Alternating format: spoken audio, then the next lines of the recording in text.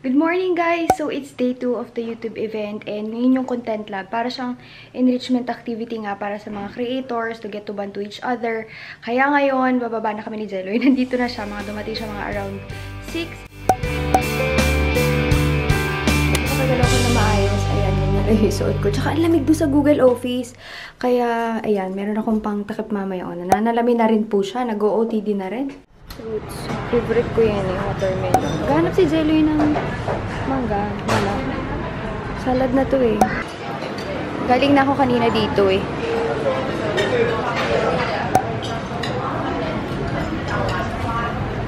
Wala na akong time. So, hindi pa ako mukha ng drinks. Nalungkot ako kasi konti na lang yung fried rice kanina, kaya konti lang. Mapagpanggap lang yan. Tapos nag-order ako ng Spanish omelette, fruits, tapos si Jeloy ay rice and pancake. Ang galing, diba? Ang ganda ng combination. Ang ganda ng combination. Rice, tsaka omelette. Rice, tsaka pancake. Sinaat yan. Ang fruits pa ay nandun. Huwag na natin sila istorbohin. Bumalik kami dito kasi kailangan pala ng laptop. So, nagdala ako ng laptop. Tapos si Jeloy. Bye, Jeloy! Bye! See you later. Good morning, Zendy! I have a new friend. Papaturo tayo ng pagkanta dito. Sige. Yeah. Huwag naman, later na. Kaya nga eh. Let's go!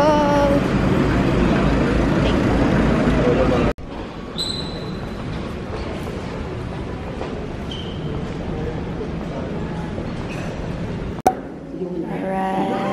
Hi! Uy, nagtapos. How was your breakfast? Thank you. Thank you. Here's your clip. Thanks. Push na. Agad-agad. Ayan na. Iwan muna namin yung gamit namin dyan and picture kami sa labas.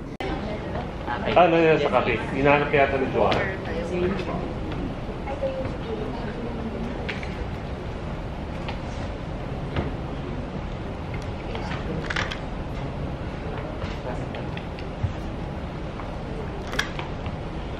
May pinapakita sa akin si Zendy. Yung picture daw namin kanina. Ayan o, ang ganda o. Ala siya o. Ipakita mo yung picture. Kaya talaga to si Zendy. Ayan. Ayan. Ayun yung mag-focus. Ayan. Ayan, okay na. Okay na. Ganda. Ayan. Tapos ito pa. Nasend niya agad sa'yo. You know, think maybe the top 3-4 resources that you use and why, and then also you can. For my channel, our main focus is quality over quantity. Basically, not just follow makeup trends, but to set makeup trends as well. Because she's also not only is she doing covers, she also wants to start getting into the vlogging.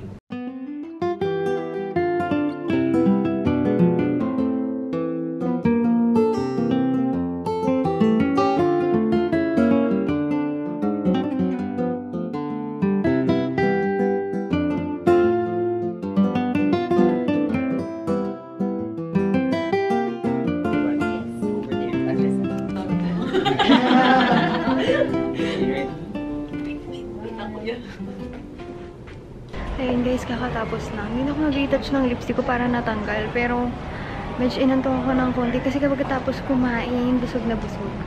Nag-vlog din si Zane. Nag-vlog din sila. Punta na kami ng Chroma Studio.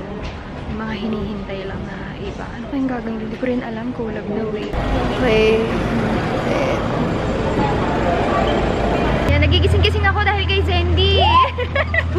High energy. High energy. Ko talaga. O, diba? Kasi guys, nakakaanto kasi kakatapos lang namin kumain. Kaya, ayun. Tapos wala pang masyadong tulog. Rude. Ako doon ako natulog, ikaw. Tuloy. Kinabog yun to ko kasi nag-upload pa ako. Nag-upload din siya. Eh, wait lang yung channel niya. Ilalagay ko sa baba, ha? Kasi dapat niya siya yung magagawa sa akin yun eh. Kasi mas marami siya subscribers. Pero ilalagay ko na din. Guys, i-subscribe din ako, ha? Ganun.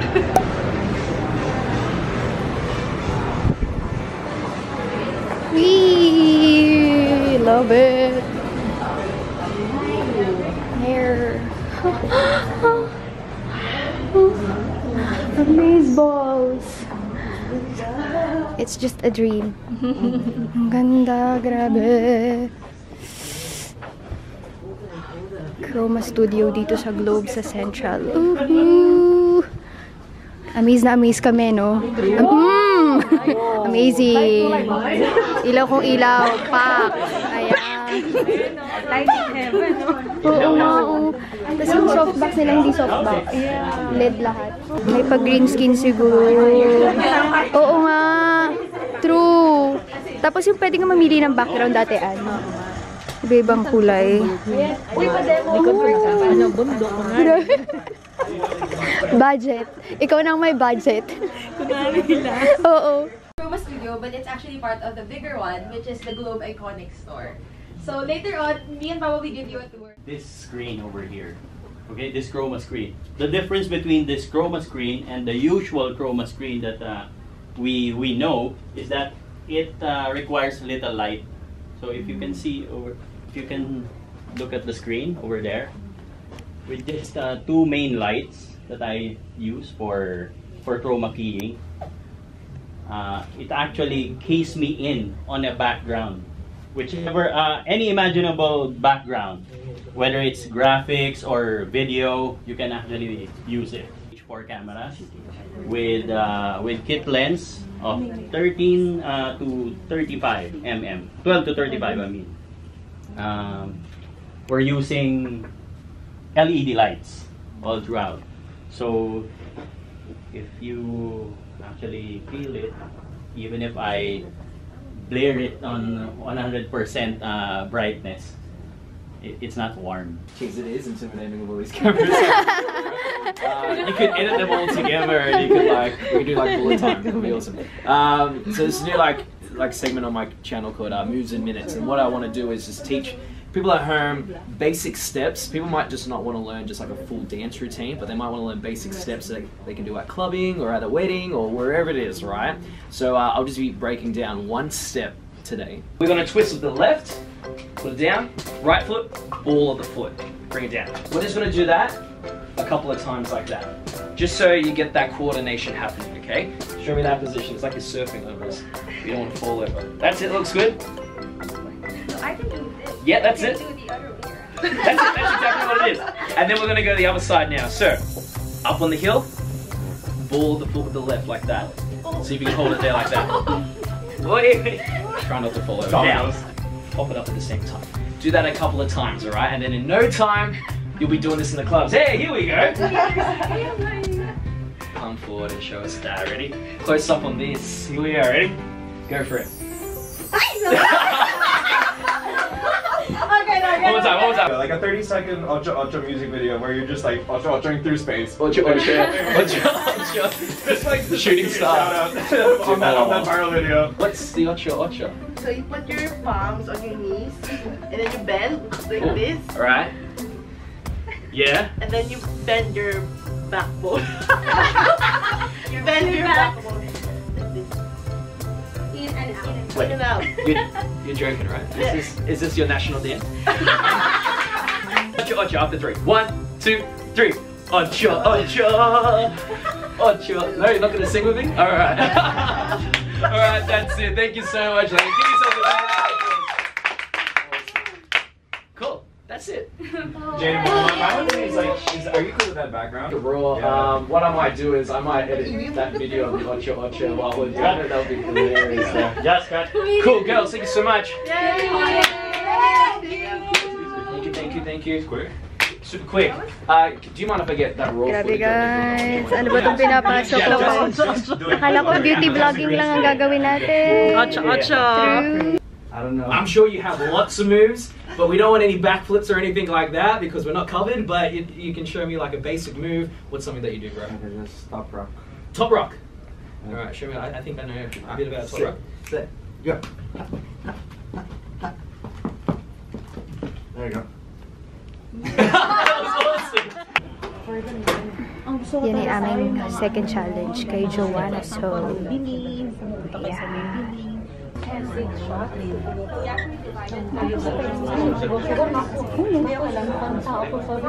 Sa inyo itatry namin. Ano yan? It's gonna be like a food experiment. Hindi. Still do this. Ganito talaga. Pare-pares ng Yan, angles. itabi-tabi na lang yan. Ayan. O, Michelle. Unahan na lang para ano. Dito na kami sa hotel. Oo, dyan na lang. Laban tayo dalang kotse. So, ayun, iniwan ko na sa ataan sa elevator. Kasi 11 siya. 8 ako. Ay, si Jeloy! Tulog pa siya. Ay, gising na! Good morning! Good morning! May dinner pa! 7 to 9, pero hindi na ako sumama kasi nga, ano yan, ba't kaya itsura ko? Maghanap pa ako ng damit. Wala pa ako susuotin bukas, grabe. Lalabas muna ulit ako kasi wala pa talaga nga ako isusuot para bukas. Tapos si Jeloy, paglabas niya, diretso na siya sa work niya. Anyway, tara na Jeloy, gutom na ako. Merong libre na dinner na 7 to 9, provided naman. Kaya lang kasi, kailangan kumanap ng damit as in. Last shot ko to kasi wala na ako ibang hahanapan pa. Sana meron. Ora na kami, and ayan. Magtitingin muna ako, simulan na natin sa Bar. Sana may makita talaga ako kasi ang hirap talaga, wala pa akong susuot eh. Gutom na, nagmamadali kasi nga bibili pang damit. Dito pala kami kakain. Hinahanap ko yung plato, yun na pala talaga yan. Tapos bukod sa yung aking siniyod ay ako. Squid na fried. Kulang yung tawsawan mo, Jeloy. Tawsawan ba? Oo. Tapos pork steak kay Jeloy. Ang lungkot daw ting. Kain na siya.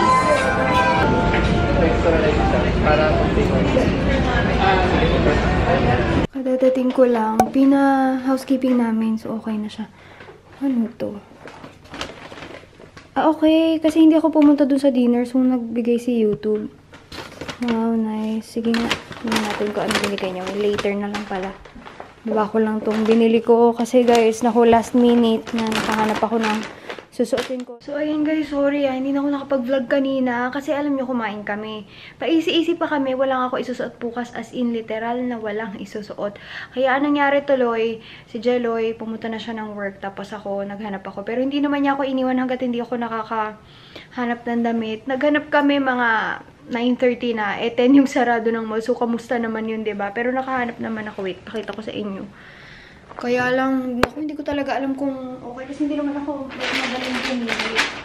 May nabili pa akong accessory. First time ako pumili na accessory sa mall ng choker. Kasi hindi ko nadala yung choker ko. Whatever ko. Anong nangyayari. Sa Bershka ko binili. So, malamang ito yung isuot ko tomorrow. Ayan siya. Pero may panloob yan na parang light na ganun. Tapos ito, masusuot ko pa siya sa iba.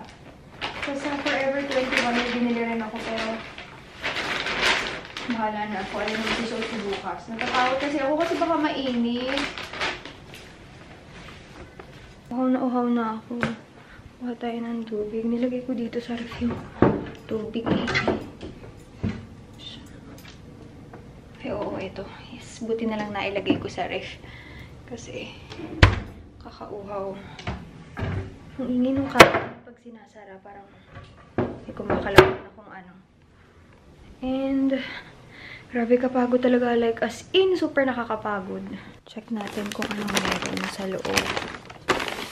Ang bait naman nila. To even get us food nung hindi kami pwede. Ayan. Tomatito. Ooh, I think, ano ba to? Parang paella siya. May lemon anyway.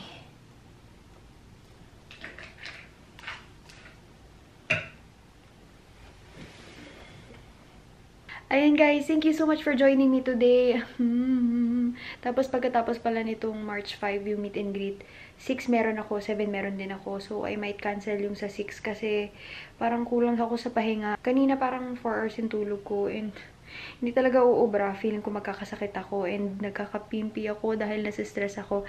Anyway, ayun nga, paulit-ulit ako. Salamat sa panonood and hopefully maging okay bukas. Pag nahihiya yung mga lumalapit sa akin, lalo tuloy ako nahihiya. Kaya minsan pag nakikita ko, akala matarayo kung ano. Hindi kasi ako gano'n nagsasalita kasi parang, ang awkward ko. Ano sasabihin ko? Parang gano'n. Pero hopefully bukas may pumunta kasi wala lang. Feeling ko walang pupunta dahil hindi ko siya nai-promote o nai-sabi ng maayos na a-attend ako nun. So, good luck sa akin bukas and sa aking mga fellow YouTubers. Pero, mostly good luck sa akin dahil ako may pinakamalit na following sa kanila. Thank you and see you tomorrow. Bye-bye!